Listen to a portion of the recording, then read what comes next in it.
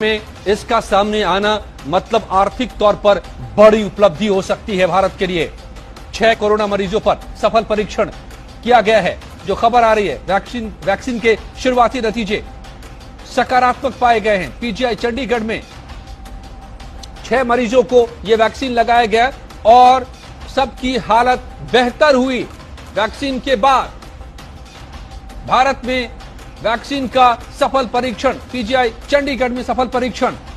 क्या अब आने वाले दिनों में वैक्सीन मिलना शुरू हो जाएगा, मतलब बीमारी से बचाव का रास्ता तैयार हो जाएगा।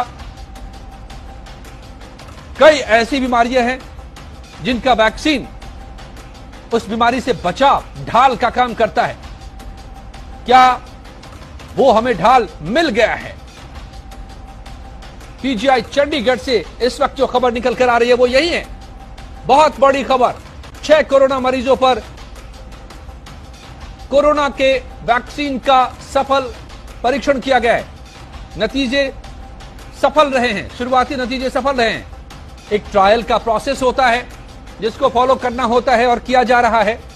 आपको बताएं, 3 दर्जन के करीब दुनिया की बड़ी से बड़ी कंपनियां लगी हुई हैं, सरकारी संस्थान लगे हुए,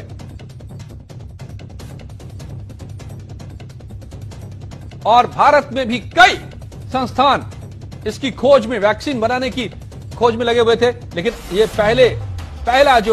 पहली सफलता मिलती दिखाई दे रही है पीजीआई चंडीगढ़ को। बड़ी खबर इस वक्त की, वैक्सीन का सफल परीक्षण पीजीआई चंडीगढ़ में।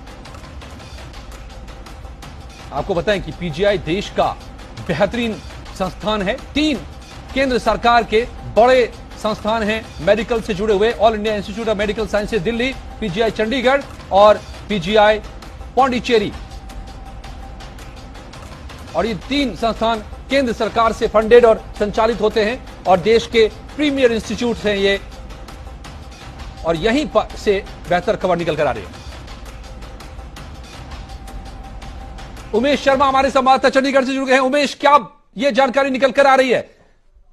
जी देखिए, बड़ी एक राहत की खबर कहें, बड़ी एक सुकून की खबर कहें कि पीजीआई चंडीगढ़ से निकलकर जो आई है, क्योंकि कुछ दिन पहले जब देश के 3 बड़े अस्पतालों को एमडब्ल्यू वैक्सीन के ट्रायल का जिम्मा सौंपा गया था, एम्स दिल्ली, एम्स भोपाल और पीजीआई चंडीगढ़, तो पीजीआई चंडीगढ़ से जो खबर निकल कर आई वो ये निकल कर आ रही है कि 6 मरीजों पर इसका ट्रायल हुआ और उसके जो परिणाम, यानी कि जो राहत की बात है कि उन मरीजों पर इसका असर देखने को मिल रहा है।